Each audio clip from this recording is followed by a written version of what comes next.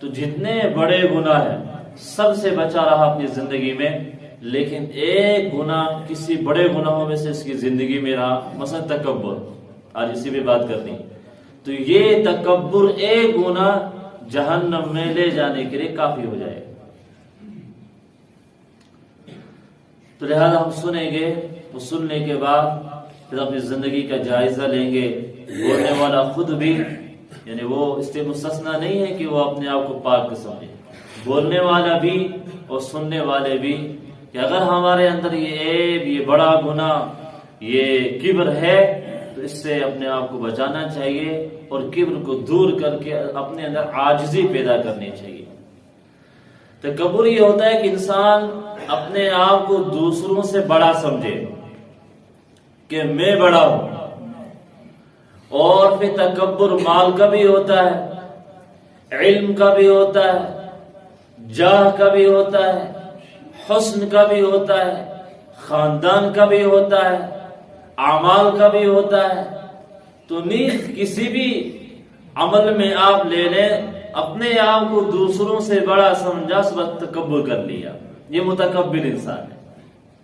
علم میں اپنے آپ کو بڑا سمجھا کہ اس کو کچھ نہیں آتا، میں تو عالم ہوں، میں تو قاری ہوں، میں تو امام ہوں، اس کو کچھ نہیں آتا، یہ علم میں تکبر ہو گیا.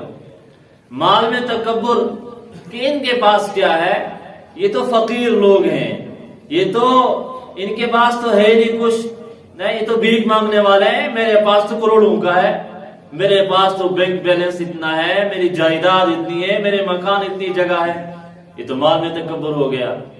حسن میں تکبر کہ میں تو خوبصورت ہوں، میرا اتنا حسن ہے، لوگ تو میرے حسن کا گیت گاتے ہیں، یہ تو کالے پلوٹے ہیں، ان کی شکل دیکھو، ان کی چال دیکھو، میں تو خوبصورت ہوں. یہ حسن میں تکبر ہو گیا. اسی طرح تکبر اگر زندگی میں رہا، اگر انسان متکبر رہا، تو یہ تکبر اگر ایک زندگی میں رہا گناہ، باقی حسد سے بھی بچا رہا، شرک سے بچا رہا، جھوٹی قسم سے بچا رہا، زنا سے بچا رہا، گالی گلوچ سے بچا رہا، اسلام کی توہین کرنے سے بچا رہا، بڑے گناہ جتنے باقی ہیں سب سے بچا رہا اپنی زندگی میں. لیکن تکبر کہیں اس کی زندگی میں رہا، چاہے وہ مال کا تکبر رہا، حسن کا تکبر رہا، جاہ کا تکبر رہا، علم کا تکبر رہا، تو یہ ایک گناہ تکبر اس کو جہنم میں کل قیامت کے دن لے جانے کے لیے فیصلہ اللہ کی طرف سے سنانے کے لیے کافی ہو جائے. حدیث پاک میں آیا کہ جس کے دل میں، حدیث کا مفہوم ہے کہ ذرہ برابر بھی تکبر ہوگا، جس کے دل میں ذرہ برابر بھی، چاہے وہ حسن کا، مال کا، جمال کا، جاہ کا، علم کا، اعمال کا، تو اس کے اوپر جنت حرام ہے، اس کا جہنم میں جانا طے ہے، اس کو جہنم میں ہی جانا ہے. اور ایک حدیث میں آیا، آپ علیہ السلام نے ارشاد فرمایا تکبر کرنا، کبریائی، یہ تو میری چادر ہے.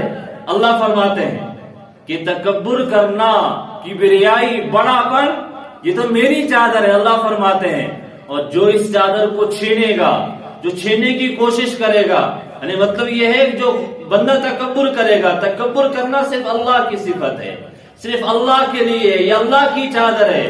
جو اس کو اللہ سے چھینے گا، اللہ فرماتے ہیں اس کو سخت عذاب دوں گا.